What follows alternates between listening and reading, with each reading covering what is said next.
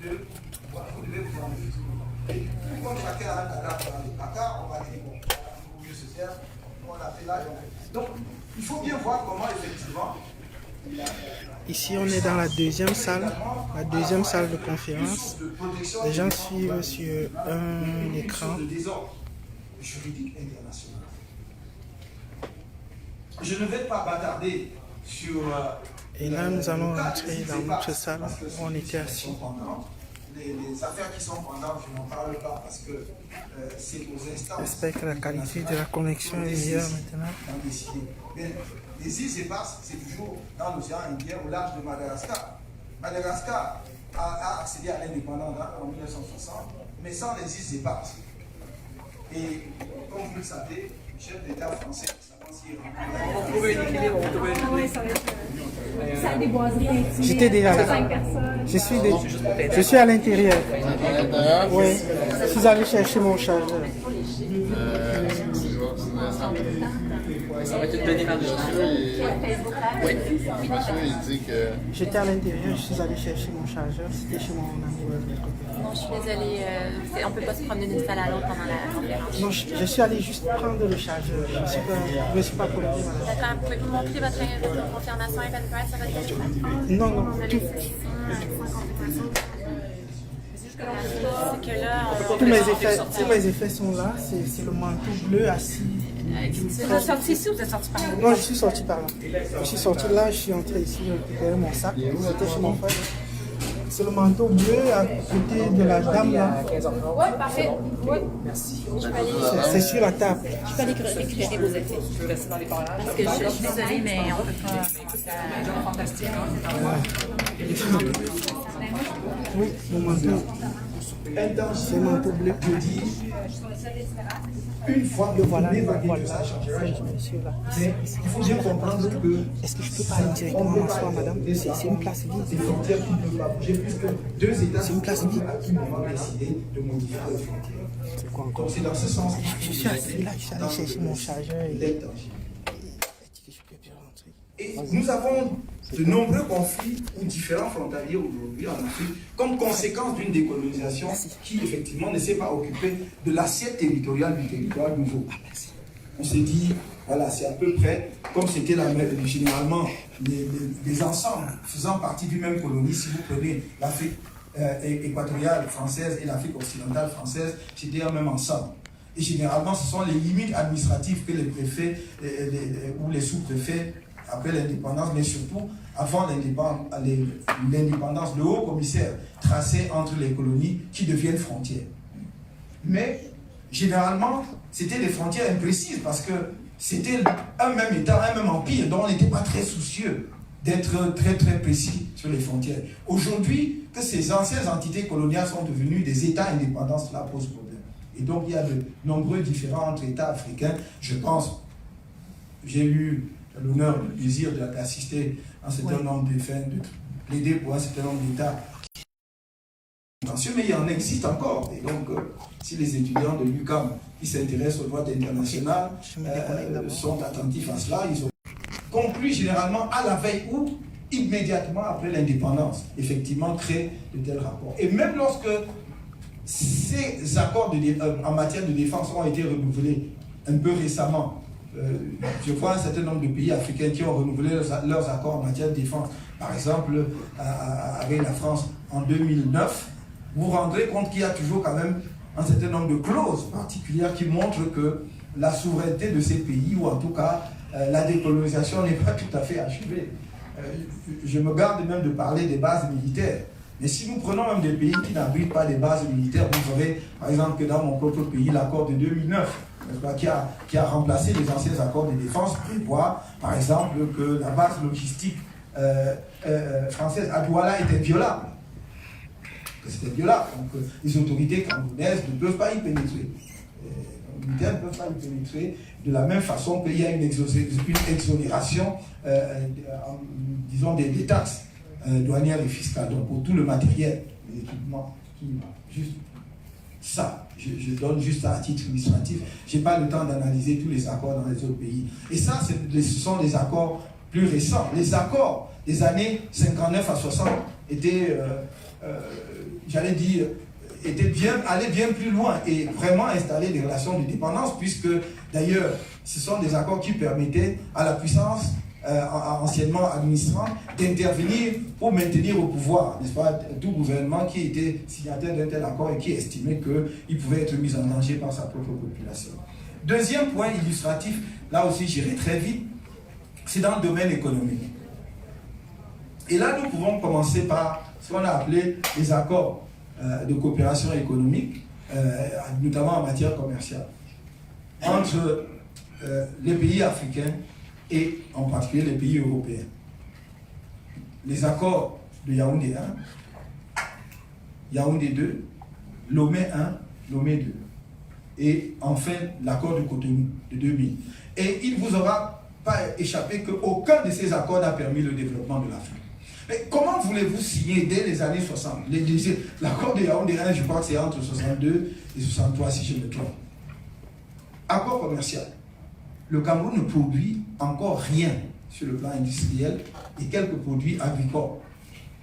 Ce qu'on a appelé les produits de rente, c'est-à-dire le cacao, le café, le thé, le coton. Et on vous dit c'est un accord d'échange commercial. Sauf que, en fait, vous recevez tout et vous n'échangez rien. Et c'est ça. Et du coup, en même temps, le caractère pernicieux de ces accords vient de ce que ça vous spécialise. Parce que vous dites, j'ai un marché pour le cacao, alors donc il faut que je produise davantage de cacao parce que je vais bénéficier du marché qui m'ouvre justement les perspectives non tarifaires. Vous allez donc produire toujours sans transformation. Ce n'est pas des produits industriels. Vous devez produire et renvoyer brut. Donc vous produisez beaucoup de cacao, beaucoup de café, beaucoup de coton. Donc vous ne déterminez pas le prix. Hein? Après, on vous a chanté tout au long des années 70, vous n'étiez pas encore né, mais la détérioration des termes de l'échange. Qui détériore quoi? Vous changez d'abord, vous échangez d'abord quoi? Donc vous vendez le café, vous vendez le coton, et alors vous produisez que ça. L'industrie africaine est nulle parce qu'il y a eu cette spécialisation par le corset des accords, signés trop tôt. Et donc, vous avez vu que 40 ans, 50 ans, 60 ans d'accords n'ont permis à aucun pays africain de bouger. Maintenant, subitement, on vous dit, vous êtes devenu grand. Il faut signer les accords de partenariat économique avec l'Union européenne. C'est encore mieux. On va supprimer toutes les barrières tarifaires. Donc, du coup, les barrières douanières qui vous permettaient d'avoir des recettes douanières pour alimenter votre budget vont disparaître. Parce que de toute façon, vous n'avez toujours pas d'industrie, puisque les précédents accords ne vous ont pas permis d'installer l'industrie, mais simplement, vous allez être le déversoir des produits qui, dans certains cas, vont concurrencer la petite industrie locale qui commençait à naître. Voilà le problème. Parce qu'il faut que l'on se dise les vérités sur la scène internationale. Vous ne pouvez pas, dans le même temps, déplorer l'immigration massive, y compris illégale, des jeunes Africains, qui ne trouvent pas de perspective chez eux, pas de travail chez eux, et en même temps les inonder de façon à ce que le développement soit impossible chez eux. Ils sont consommateurs en bout de chaîne. Donc, il n'y a pas de valeur ajoutée lorsque vous êtes simplement consommateur. Il vous faut d'ailleurs trouver de l'argent pour continuer à consommer. Donc, voilà pourquoi je mets ces accords-là au rang des accords post-coloniaux qui solidifie les liens de dépendance coloniale. Mais il y a aussi dans le domaine monétaire, notamment en ce qui concerne les pays de la zone franc, des accords qui ont effectivement maintenu les pays africains dans cette relation de dépendance en leur enlevant le levier qui permet à tout État souverain de mener sa propre politique monétaire. Ce n'est pas seulement fantaisiste, ce n'est même pas idéologique comme j'entends beaucoup, c'est vraiment technique et économique. Bon, bien sûr, la décision est éminemment politique. La souveraineté monétaire est quelque chose de politique. Mais au final, c'est qu'on vous enlève un des leviers qui vous permet d'organiser votre propre développement. On vous dit, oh, vous avez la stabilité monétaire. Qu'est-ce que vous faites avec la stabilité monétaire grâce à une parité fixe? Les experts nous disent, oh non, cette stabilité vous permettait simplement d'assurer aux entreprises de la puissance dominatrice de venir s'installer en sachant que l'argent qu'ils investissent chez vous il ne perdra pas un centime dessus puisqu'il a une parité fixe. Oui, alors que par le jeu de la politique monétaire, par le jeu de la dévaluation et tout ce que vous voulez, vous pouviez justement avoir une marge qui vous permet effectivement de modifier les rapports. Donc, c'est stable, c'est fixe. Il investit 10 francs, il sait que je retirerai 15 francs et il est sûr qu'il retirera les 15 francs parce que la parité fixe de la monnaie vis-à-vis de la devise métropolitaine hier et vis-à-vis de la devise européenne lui garantit cela. Et évidemment, nous connaissons tous les autres aspects, le fait que les fonds ont été déposés au Trésor français et non pas à la Banque de France. Parce que si c'est la Banque de France est une banque. Donc elle doit rémunérer l'argent. Hein. Mais quand c'est au Trésor, c'est une administration de l'État, donc ça devient des recettes budgétaires, et donc votre propre argent peut vous être prêté, parce que bon, c'est un argent que vous avez déposé. À l'origine, avant la révision de 1972, c'était 63% des dépôts qu'il fallait faire après les accords, la modification de 72-73, c'est devenu 50%, mais c'est toujours beaucoup. Sans compter que lorsque ce panier commun de réserve, puisque tous les pays de la zone franc mettent dans le même panier, la garantie que vous donne le pays, vous ne l'appelez pas tout le temps parce que les pays qui ont davantage de réserves soutiennent ceux qui n'ont pas assez de réserves, sans qu'ils aient à intervenir. Donc, si la Guinée équatoriale ou le Cameroun a davantage de réserves parce qu'il a vendu plus de pétrole et que la Centrafrique n'a pas assez de réserves, il va y avoir donc un jeu de compensation. On n'appellera pas la France en garantie, puisque vous pouvez faire ça entre vous. Et si votre compte d'opération au Trésor français devient déficitaire, normalement c'est là que le garant doit jouer, parce qu'il doit approvisionner le compte. Mais il ne le fait pas. À ce moment-là, il vous impose la dévaluation. Donc, nous sommes là face à des accords et nous avons suivi dernièrement que quelque chose a commencé à bouger sur ce terrain-là, c'est bon, très bien, ça va dans la bonne direction. Moi, je dis, il faut voir ce que ça va donner parce que le diable est dans les détails. Donc, on est sorti de l'appellation déjà, symboliquement, on est allé à l'écho, c'est plus le franc CFA, ce sera l'écho. Où seront déposées les réserves? Est-ce qu'il y aura encore des réserves? Apparemment non. Tant mieux. Mais il y a quelqu'un de généreux qui se propose pour continuer à être garant. Et tout le problème est si vous garantissez, parce que dans l'accord de 1972, l'article 7 disait que la BEAC est une institution multinationale africaine à la gestion et au contrôle duquel participe la France en contrepartie de la garantie de sa monnaie. Voilà. Ce sont les termes. Vas-y, exact, je cite de mémoire, mais c'est ça, de sa monnaie. Donc, c'est en vertu de la garantie de sa monnaie qu'elle devait participer à la gestion et au contrôle. Maintenant, elle vous dit, bon, très bien, c'est l'écho, et puis vous ne déposez même plus chez moi, mais je suis garant. Donc, la clause en vertu de laquelle elle participait à la gestion et au contrôle demeure. C'est pour cela que j'ai dit, on m'a posé la question il n'y a pas longtemps, et j'ai dit, donc le diable est dans les détails, on nous a annoncé un accord entre le ministère français des Finances et les institutions financières de la zone franc en Afrique, c'est-à-dire BEAC et BCAO en Afrique occidentale. Pour l'instant, la BEAC observe encore. Et donc, il faudra que nous attendions de voir ce qui sera dans cet accord pour savoir vraiment si on est sorti du franc CFA ou bien si on a seulement changé d'appellation. Voilà les quelques indications, les quelques éléments que je voulais, à grands traits, vous présenter pour illustrer mon idée selon laquelle la décolonisation est inachevée. Et je terminerai simplement en disant une chose.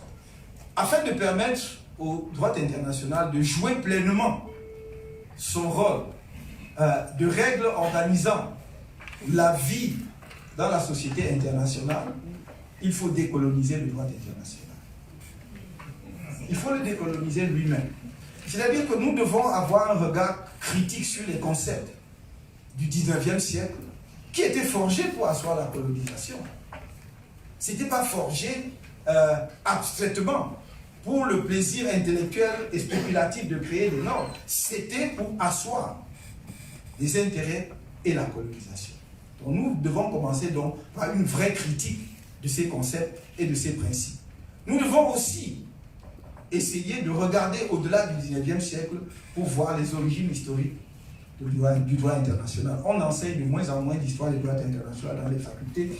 C'est vrai que c'est une matière qui est devenue obèse. Donc, généralement, les programmes n'ont pas le temps de consacrer un vrai morceau à l'histoire du droit international. Vous apprendriez beaucoup de choses, y compris tous les débats sur le concept du conscience, y compris le débat sur la question du droit naturel et du droit positif. Pourquoi on en est arrivé là? C'est parce que les premiers, ce qu'on a appelé les pères fondateurs du droit international, venaient en grande partie de l'Église aussi, n'est-ce pas? De Vito Diaz, Suarez et tout ça, c'était des moines. Et donc, à une époque où le christianisme était très dominant en Europe et dont la pensée du droit international se coulait aussi dans la pensée globale de la société. Quelqu'un comme Hugo de Groot, dont je vous ai parlé tout à l'heure, toute sa doctrine partait d'abord du principe acquis que la théologie chrétienne était la base de ce qui devait sous-tendre la réflexion en droit international. Je ne dis pas que la théologie chrétienne n'est pas bonne, je dis simplement qu'il faut le savoir et faire son propre inventaire, analyser et savoir effectivement si ça peut continuer à régir tout cela. Voilà, je crois que je n'ai peut-être pas, je l'espère, épuisé le sujet, mais il m'a suffi juste de vous indiquer qu'il y avait encore là matière à réflexion et je vous remercie de votre aimable attention.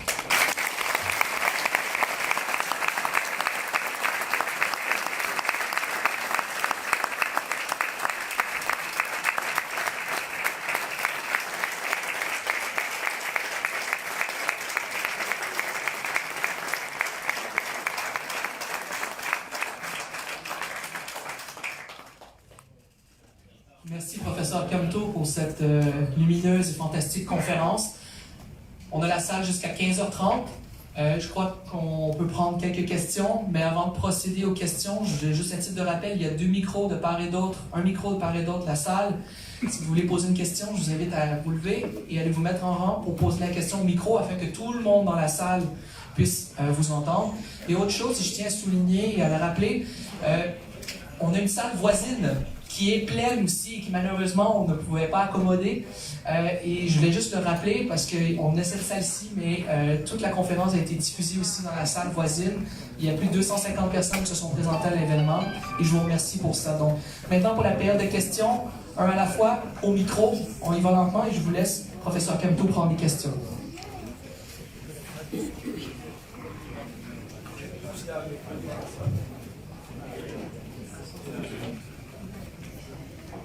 On prendra parce que notre temps est compté, il ne faut pas abuser de la bienveillance de la faculté faite de l'université. Nous avons jusqu'à la demi, et donc on va prendre 5 questions. Monsieur, on commence de ce côté-ci? Oui. Professeur Kamto, bonjour. Bonjour. Je suis docteur Mebomet Andongo, Université de Barrois. Conférence très appréciée, merci beaucoup. Mon appréciation va fondamentalement sur la dernière dorsale de votre conférence. Et j'ai envie de modifier le titre pour dire la décolonisation du droit international, 2 points, urgence, nécessité, impératif.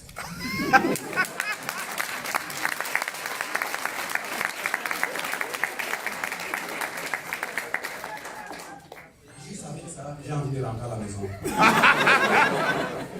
Permettez-moi à même d'aller, n'est-ce pas, au bout de mon intervention.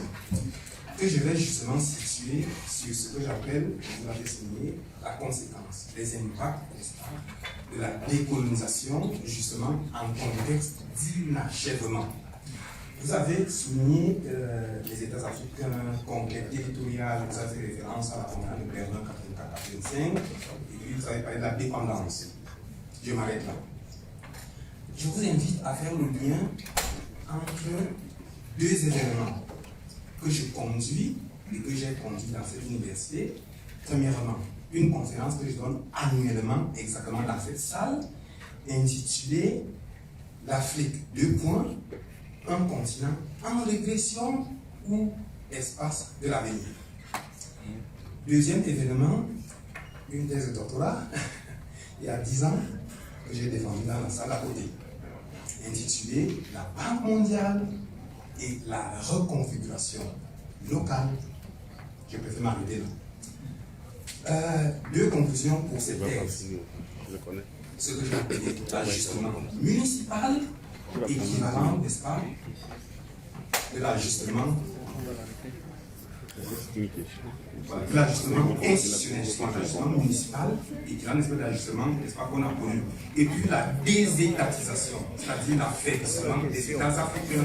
Justement, que dites-vous, n'est-ce pas, sur ces deux conclusions par rapport au droit international qu'il faudrait donc revisiter? Voilà ma question. Oh. C'est un vrai francophone. On fera la question essentielle. C'est un vrai francophone. Merci beaucoup, chers collègues.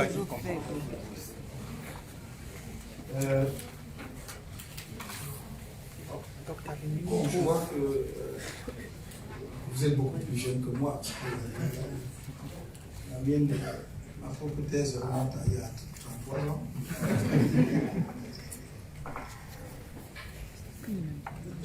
Ce que je peux dire, d'abord je vais commencer par la désétatisation. Je ne crois pas qu'il y a désétatisation. Certains États se sont affaiblis, manifestement. D'autres ont renforcé leur assise institutionnelle, et c'est tant mieux. Et je ne vais pas ici aller à l'énumération, parce qu'on peut en citer plusieurs, où il y a une amélioration significative, où il y a eu un saut qualitatif du point de vue de l'organisation de l'État, qui permet à ces États de regarder l'avenir avec confiance en termes d'organisation et de capacité d'affronter les défis justement du monde globalisé.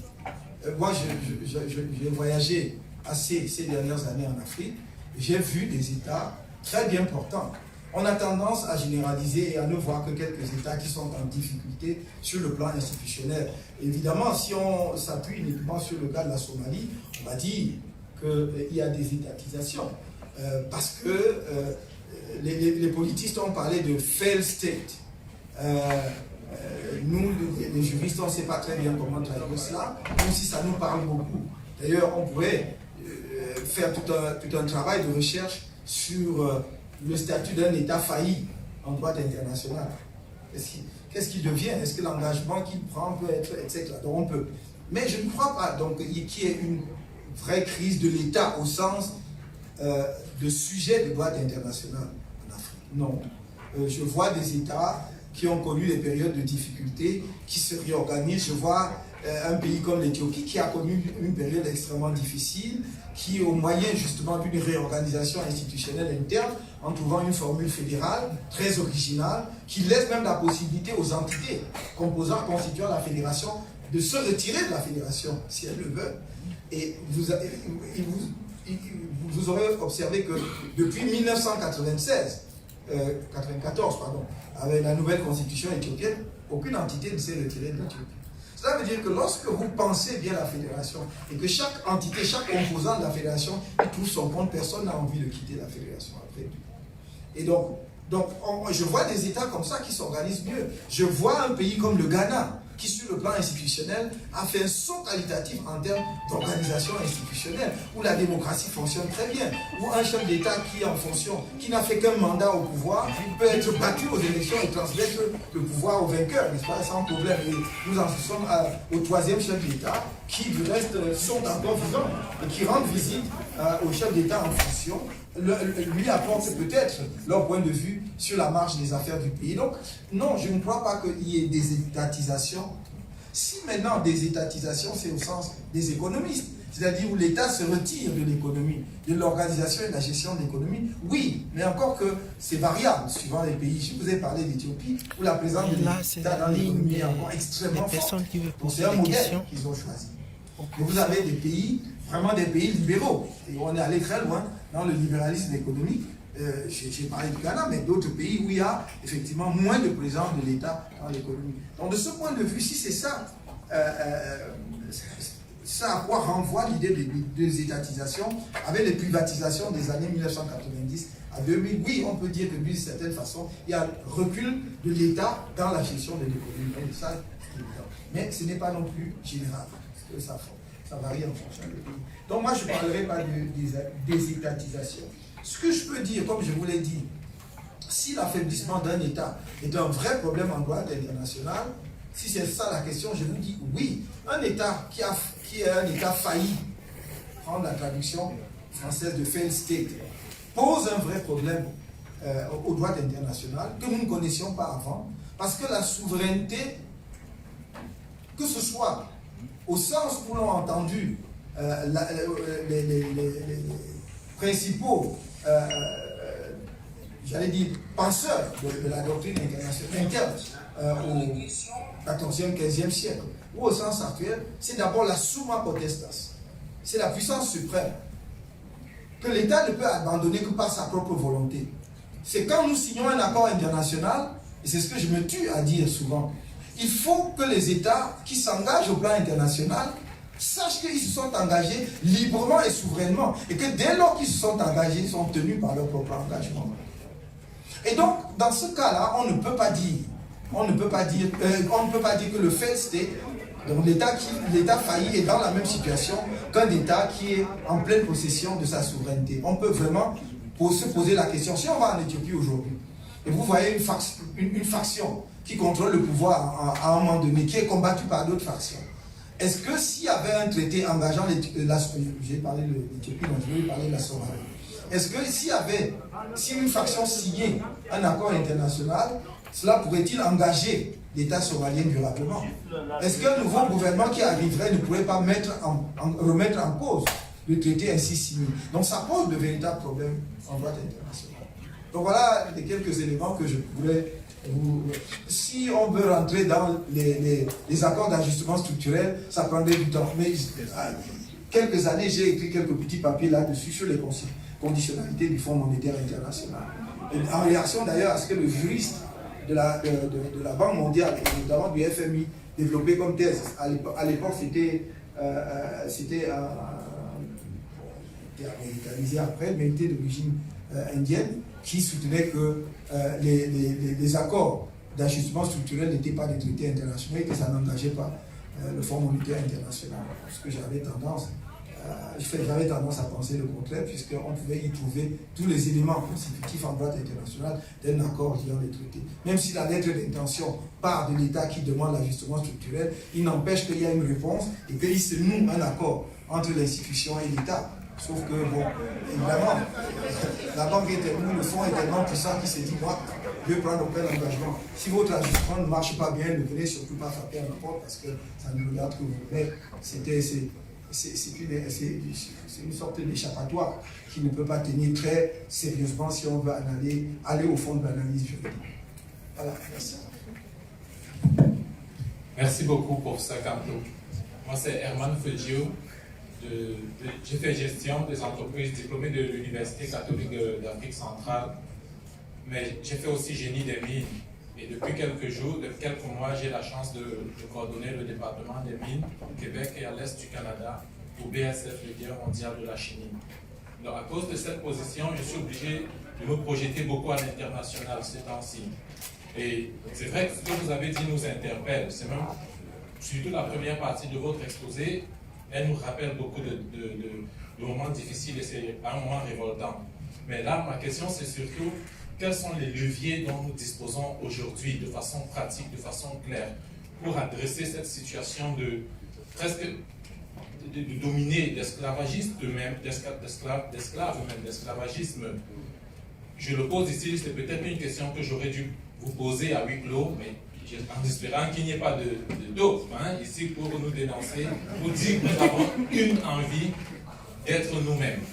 Donc à cause de ce que je remarque auprès de mes camarades et nous avons de plus en plus de responsabilités, nous savons d'où nous venons, et à un moment nous voulons écouter ce que vous avez à dire et prendre les mesures nécessaires, les leviers dont nous disposons pour pouvoir nous en sortir. Très bien, merci. Comme on me dit que le temps est compté, je vais aller très rapidement. Pour ce qui est de nous, en tant qu'être humain, la dignité humaine, j'aurais pu faire quelques développements philosophiques. Nous n'aurons pas le temps ici. Il faut simplement que chacun sache qu'il est un être humain. Même si l'histoire de l'humanité, et en l'occurrence du droit international, à une époque, a eu du mal à percevoir cela, c'est à vous d'affirmer votre identité en tant qu'humain. Mais on ne peut pas avoir les deux à la fois, c'est-à-dire revendiquer de manière tapageuse une spécificité de condition qui ne marie pas l'humanité, l'universalité de l'humanité. Si vous dites, quand ça vous arrange, oui, mais nous les Africains, c'est pas nous, hein, voilà, nous avons la démocratie africaine, je ne sais pas à quoi ça ressemble, je ne sais pas ce que c'est. Donc, si vous dites cela, ne vous sentez pas mal après que les gens vous disent, bah oui, mais vos affaires africaines, vraiment, donc on vous traite comme si vous n'étiez pas des êtres humains. La dignité est universelle et est un attribut de l'humanité entière. Et donc je pense qu'il est tout à fait normal qu'un Africain veuille que l'on respecte sa dignité comme un Africain, comme un Américain, comme un Chinois, etc. Il y a l'universalité de la condition humaine. Maintenant, s'agissant de ce que vous avez dit, comment est-ce qu'on fait face justement à ces distorsions du droit international et son... Non, c'est une histoire qui s'écrit et c'est justement pourquoi nous devons être partie de ceux qui écrivent l'histoire moderne du droit international. Hier, nous étions des sujets par les contingences de l'histoire. Maintenant, nous sommes des États plus ou moins souverains. Même si aucun État, sauf quelques rares puissances, n'a la plénitude de la souveraineté aujourd'hui, il y a des marges. Qu'est-ce que nous en faisons? Donc c'est à nous, à la fois, par le travail de développement que nous faisons, pour nous affirmer en tant qu'État respectable, et par notre capacité à utiliser les outils qui existent sur la scène internationale à faire face à ces problèmes. Je vous donne un exemple concret. La plupart des problèmes dont je viens de parler, combien ont amené ça devant la Cour internationale de justice? Les Comores et la France n'est jamais allé devant la Cour. Les Comores, bon, n'en ont pas eu les moyens ni le courage peut-être, je ne sais rien. Combien, en ce qui concerne les îles éparses, est-ce qu'ils vont amener? Et vous voyez bien que dans le cas de Chagos, quand Maurice est allé pousser à l'Assemblée générale, Maurice, c'est une petite île de rien du tout, mais là, elle a réussi à amener l'Assemblée générale à voter une résolution demandant un avis consultatif de la Cour internationale là-dessus. Donc, il existe des mécanismes au niveau international, seulement on a l'impression que nos États ont du mal à comprendre comment fonctionne la communauté internationale et les règles du jeu international. On est prêt à les aider, mais comme la plupart du temps, ils ne font pas confiance à leurs propres citoyens, évidemment, bon, le temps passe et puis rien n'est fait. Voilà. On prend une question, madame.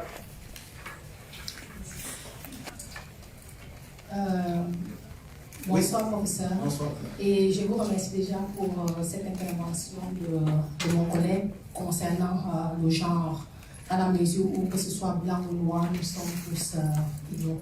Ma question, en fait, je m'appelle Karen Ganso, je suis artiste et militante des droits des femmes et doctorante à l'université, ici à l'UQAM. Ma question est de savoir, par exemple, hier, on célébrait la journée internationale zéro tolérance contre les mutilations génitales féminines et l'excision.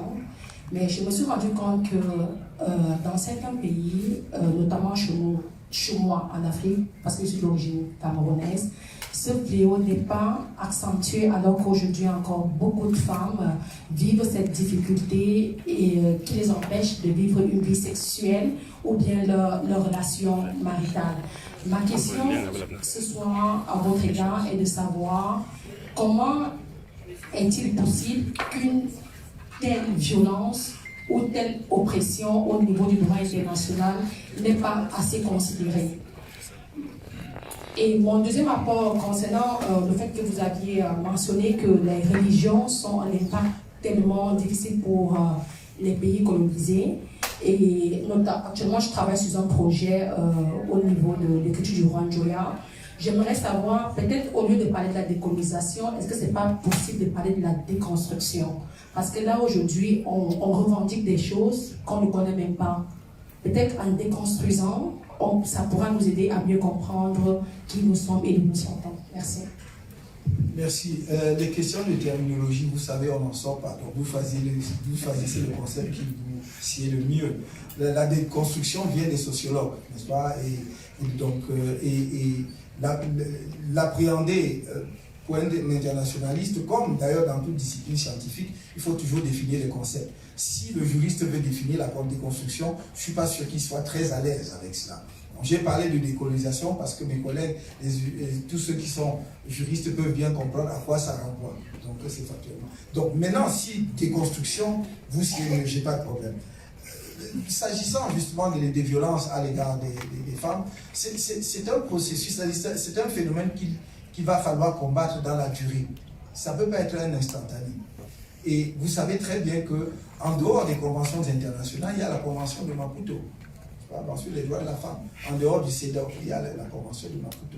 Et je pense que si vous combinez ça avec le CEDAW, c'est-à-dire la convention des Nations Unies sur les droits de la femme, plus la convention de Maputo, vous avez un ensemble d'instruments juridiques qui vous permettent effectivement d'interpeller les États, nos États ou d'autres États qui continuera à laisser se perpétuer les violences contre les femmes. Je vous signale que la plupart des instruments juridiques internationaux ont des organes ce qu'on appelle des organes de suivi.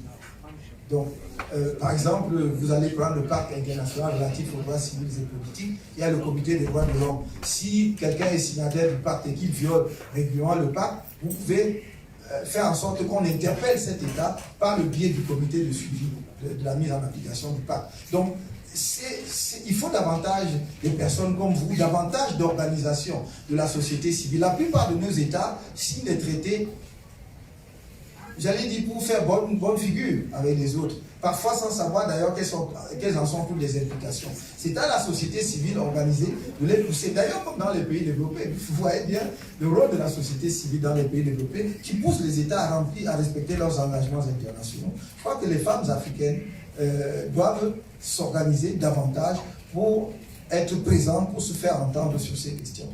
Et les hommes aussi d'ailleurs, parce que je ne crois pas que lorsque l'humanité est mutilée, elle est mutilée dans sa globalité. Et les hommes eux-mêmes ne peuvent pas se satisfaire d'une telle situation. Dernière question de monsieur, et puis on arrête. Bonjour pour Sekanto. Je suis Harold Babon, ancien étudiant de l'Université catholique d'Afrique centrale. Et actuellement, je suis en maîtrise en droit international et politique internationale ici à l'UQAM.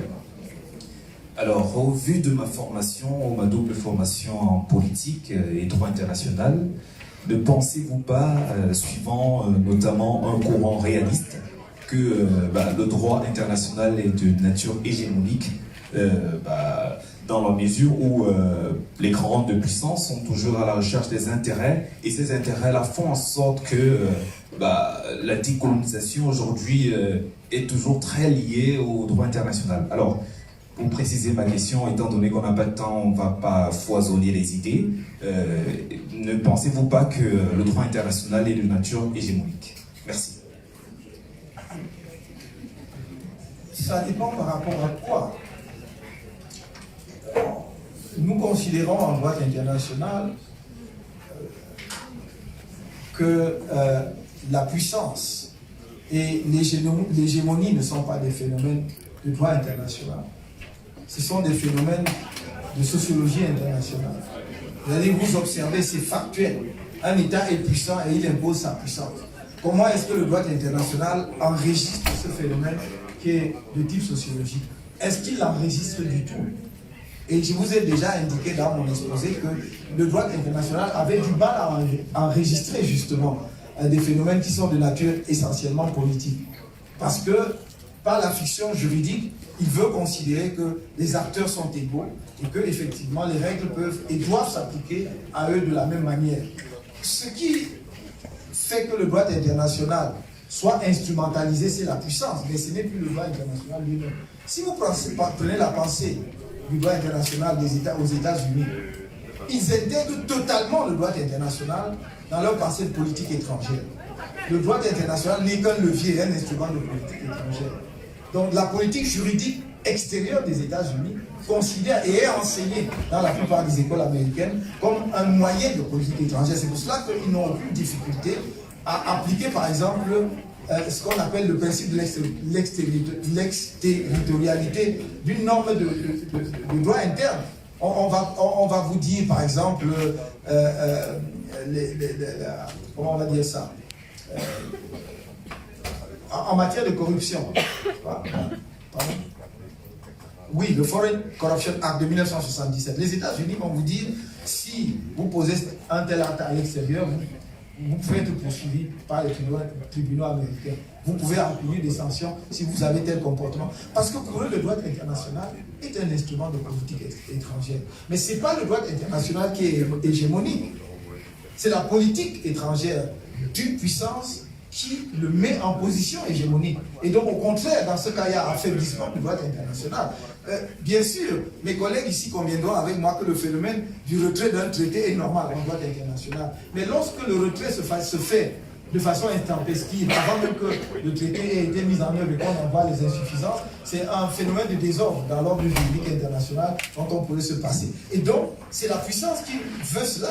Un petit pays, entre guillemets, parce que le droit international ne connaît pas de petits pays. Donc un petit pays ne pourrait pas se permettre cela. La notion de petit pays n'est pas une notion de droit international. C'est pas le droit international.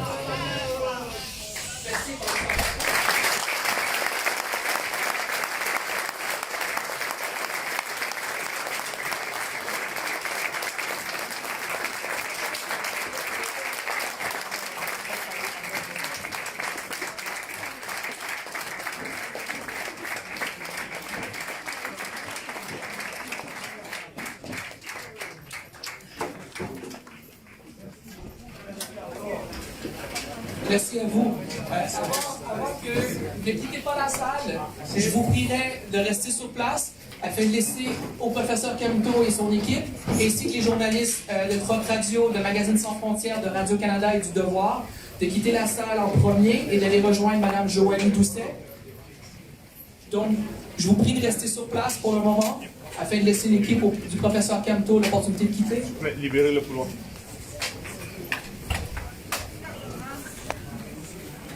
Fini?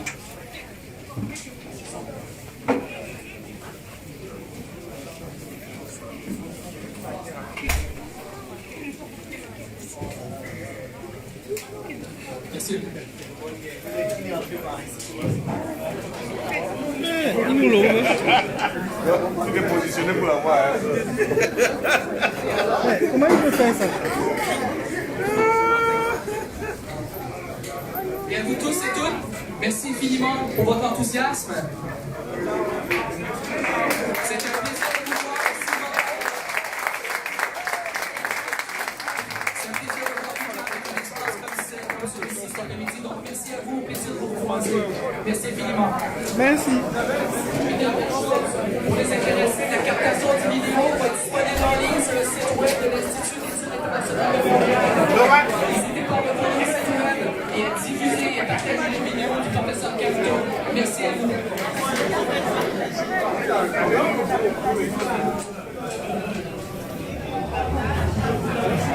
Bien. Merci, bonne journée. Vous avez récupéré votre manteau? Oui. Excellent. Vous voyez, j'ai plus de 2000 personnes qui m'écoutent là. Donc, il fallait absolument que j'anticipe. Merci. Bye. Merci. Bon, la conférence est terminée. On continue le combat. Et la suite.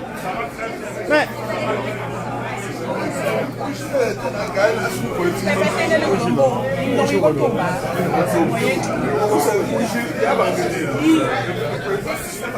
Oui.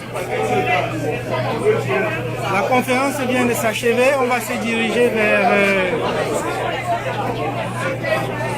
l'endroit indiqué pour le deuxième point. C'est le Palais des Congrès de Montréal pour le meeting avec le président élu. Vous voyez là J'essaie de suivre le président élu.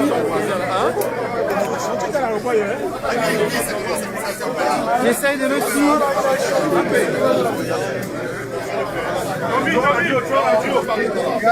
Laissez ton radio en tête. Ton radio.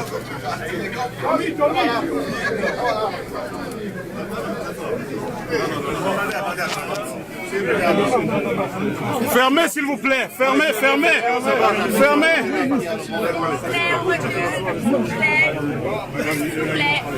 Fermez. Laissez la station monter. Ferme ça, c'est quoi? Bah, en réalité, c'est le président qui va rencontrer les journalistes pour une rencontre en apartheid. Ben, nous ne sommes pas autorisés à aller là. Donc, nous allons l'attendre au palais des congrès. C'est toi qui pour atteindre à Dieu. Oui, oui. Mais j'étais avec toi, tu es entré dans la presse, ça tu m'as laissé.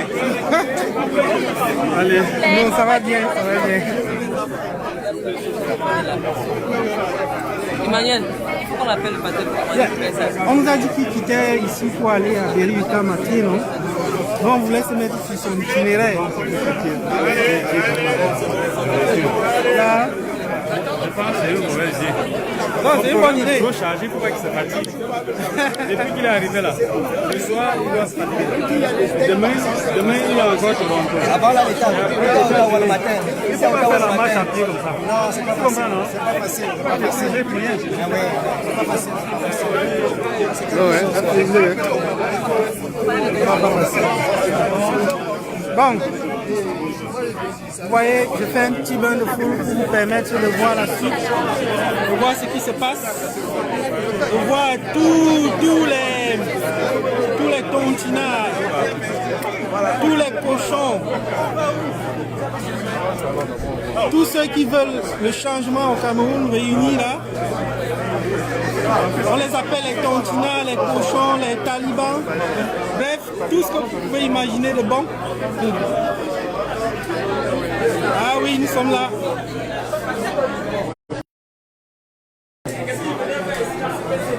Eh bien, je serai dans l'obligation d'arrêter pour économiser un peu de batterie. Sinon, je peux quand même prendre les impressions d'un combattant. C'est le combattant Alain. Il est avec moi. Quelles sont les impressions pour... Salut à tous, ok. On est très fiers puisque la conférence du président Cap vient s'achever. On a l'esplanade de ce centre de conférence, on essaie de se partager des commentaires par rapport aux notions que nous venons de recevoir du président Camto, de nouvelles notions. C'est le thème de décolonisation inachevée. Écoutez, moi, je n'avais aucune idée de qu'est-ce que c'est. Je pense que M. Camto a éclairci un peu le sujet. Et les questions, ces questions de mûrir en réflexion sur vraiment la décolonisation inachevée de l'Afrique en général et en particulier du Cameroun. Ce qui se passe dans cette vie socio-politique au Cameroun aujourd'hui là, ne sont que des extraits de ce genre de décolonisation inachevée. Ouais. On va dire que c'est des déchets. Hein, tout à fait. De cette décolonisation inachevée. Et c'est pour ça que le climat socio-politique en Afrique, en général, au Cameroun en particulier, prête à savoir, demande à ce que nous ayons une conscience et que nous revoyons que ce concept de décolonisation. Est-ce qu'on a vraiment été. La décolonisation est vraiment quelque chose qui a été pris acte en Afrique. Est-ce que nous sommes vraiment décolonisés? Non. C'est comme tu l'as débriefé aujourd'hui. À nous maintenant de développer le sujet à chacun à son niveau, de voir, d'analyser sa part de décolonisation par rapport aux produits qu'il a autour de lui. Si on veut entrer dans le système de produits et d'échange de produits de consommation, voyons que ce que nous consommons, est-ce que ça appartient à nous? Quels sont les produits effectifs que nous consommons par exemple au Cameroun où c'est écrit Made in Cameroun? Essayons de les repérer pour savoir. Parce que tout ça, ça fait partie de ce qu'on appelle la décolonisation. Et que, comme M. Kamto l'a bien expliqué, la décolonisation inachevée. La question maintenant là que mes chers compatriotes, mes chers Camerounais, à chaque fois que vous consommez, essayez de lire, identifier le produit que vous consommez. Essayez de déterminer si ce produit est camerounais avant de le consommer. Okay. Et là, ça fera partie aussi de notre façon de découvrir, de disséquer ce que c'est que la décolonisation. Et que quand a précisé décolonisation inachevée. Merci beaucoup. Merci. Vous avez vu des centaines d'étudiants venus pour la conférence de presse. Ils ont été gavés. Oui, Jean-René, désolé que tu aies pris la vidéo à la fin parce que il était question de droit international et ça aurait été une belle aubaine pour toi. Toi qui étudie à l'Institut international des relations extérieures, moi je ne sais pas comment ça s'appelle là au Cameroun. Bon, mais je vous remercie d'avoir assisté. Je vous remercie d'avoir été là pour ce direct. Et je vous donne rendez-vous dans 3 heures de temps. Rendez-vous dans 3 heures du temps. Nous serons au Palais des Congrès pour la suite des événements. Ça sera le Giga Meeting. Et nous espérons que les combattants resteront éveillés. Personne ne va dormir ce soir. Tout le monde va suivre le professeur Kamto. Ça sera un remake de ce qui s'est passé à Paris. Soyez-en sûrs. Malgré les conditions hivernales, des conditions difficiles, toute la communauté camerounaise est là. Tous les tontinards, les cochonnards, ils sont là. Et ils sont contents de vous voir. Vous voyez?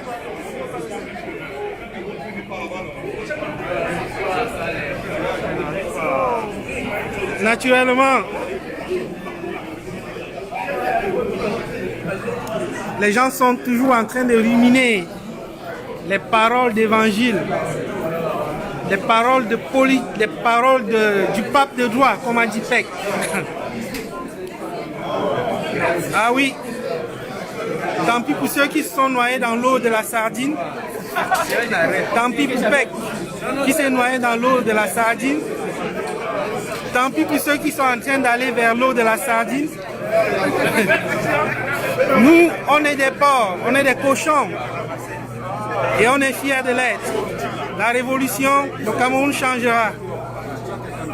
Vous voyez, c'est des compatriotes qui sont en train de ruminer les paroles du président élu.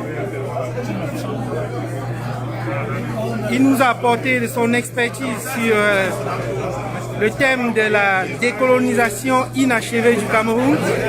Parce qu'en réalité, ce n'est pas possible que tu dises à ton enfant, un de ces 4 ce matin, à ton adolescent, que désormais vous avez les mêmes droits. Pourtant, il ne sait même pas ce que c'est que le droit. C'est en fait ce que le colon nous a fait. Il nous a dit que nous avons des droits, que nous étions désormais un pays. Pourtant, nous ne savions même pas ce que c'est qu'un pays.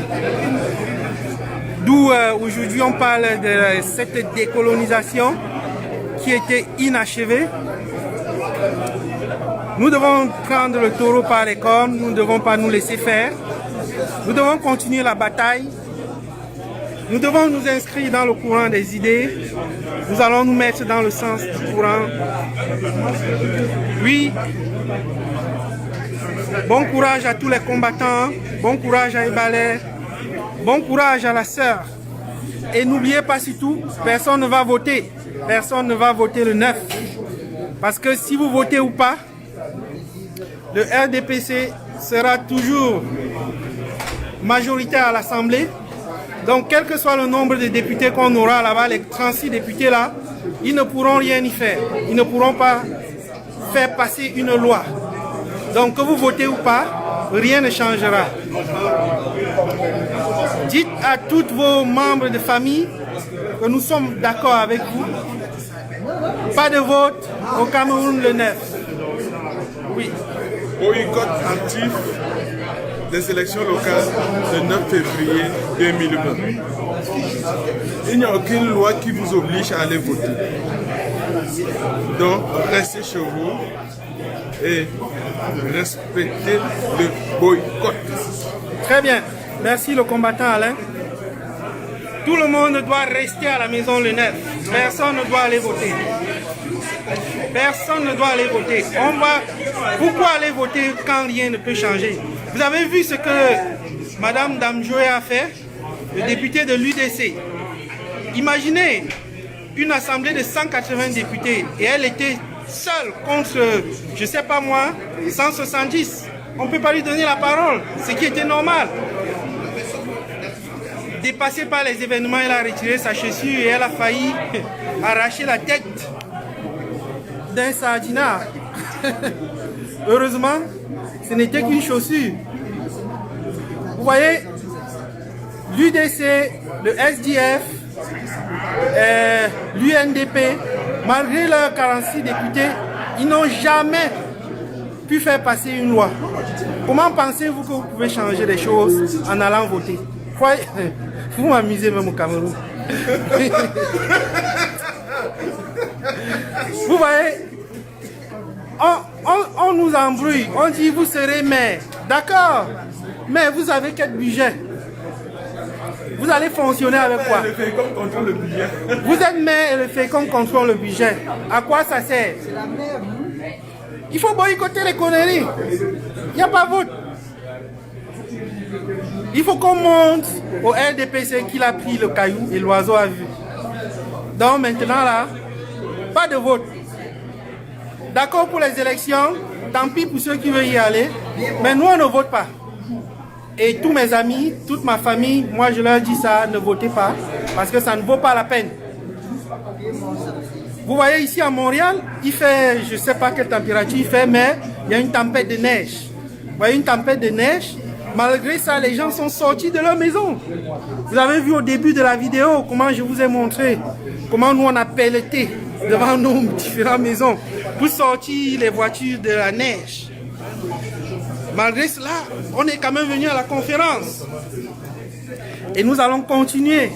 Nous allons continuer, nous allons soutenir le professeur. Nous allons soutenir le président élu. Parce que pour ceux qui ne le connaissent pas, posez-vous bien la question. Pourquoi M. Kamto mène cette lutte? Qu'est-ce qu'il gagne dedans? Il ne gagne rien du tout. Au contraire, il perd. Il est capable de vivre en Occident avec toute sa famille. Je vais dire jusqu'à même ses petits cousins et neveux. Il n'aura jamais de problème. Mais il abandonne tout cela pour se consacrer à la lutte au Cameroun. Que les gens sortent. On est fatigué de se cacher là. Je suis d'accord avec les parents. Nous avons combattu. Vous avez vécu le maquis et le stigmate de ça s'arrête. Mais rien ne... On ne va pas laisser. Nos parents ont fait la guerre du maquis. Et nous allons aussi faire notre part de guerre. Et cette guerre-là, ça sera intellectuelle. Nous allons montrer aux colons et à tous ces gens du Cameroun que nous n'allons pas nous laisser faire. Bonjour madame, voici une combattante. Certainement, elle va dire quelque chose. Je n'ai rien à dire. Donc tu acceptes le boycott, c'est ça? Ok. Merci, merci. Bonsoir. Bonsoir au Cameroun, bonsoir à toute la famille. Salut à toute la famille. Boycott actif. Salut à tous les Camerounais. Tu ne t'es pas présenté. C'est la combattante. C'est Madame Kenye Marceline. Exactement, Madame Kenye Marceline. Vous avez écouté Madame Kenye Marceline? Elle vous a donné, elle vous a dit, elle donné un message. Maman Kenye Marceline, n'allez pas voter. Ne votez pas ce que vous ne connaissez pas. Votez quelque chose que vous avez le plein droit de diriger. Actuellement, là, ce qui se passe au Cameroun, vous n'avez pas une visibilité sur l'avenir de votre pays en allant voter, en allant à cette élection. Au contraire, cette élection, c'est pour vous rendre encore davantage médiocre au pays. Là. Parce que vous ne pouvez pas aller à une élection où le vote est déjà connu en avance. Donc, mes chers compatriotes, mes chers frères, n'allez pas voter. Et maman Kenye l'a dit si bien. Écoutez-la. Pardon, la paix, nous voulons la paix, pas le désordre. Voilà, la paix. Nous voulons la paix. La paix. La paix au Cameroun, nous voulons la paix. Bien sûr, bien sûr. Donc chacun reste chez lui, il ne va pas voter. La paix prépare la guerre. Et puis le RDPC naturellement aura 180 députés et on va continuer le combat jusqu'au jour où ils comprendront qu'il faut faire vraiment la démocratie. Parce que on ne peut pas accepter ça. On nous marche dessus tous les jours. Et je salue Yannick Ouetté du côté de l'Allemagne. Je salue aussi Serge Djoum. Rejoins-nous dans le combat là. Serge Djoum du côté des États-Unis. Le président élu sera avec vous samedi, je pense, dimanche. Et Amel, oui, le président était déjà aux États-Unis, était déjà en France. Oui, je dois vous laisser pour économiser de la batterie. On va se reprendre tout à l'heure dans 3 heures de temps. Bonsoir à tous les combattants. Je vous souhaite tous, je vous aime. Bonne nuit.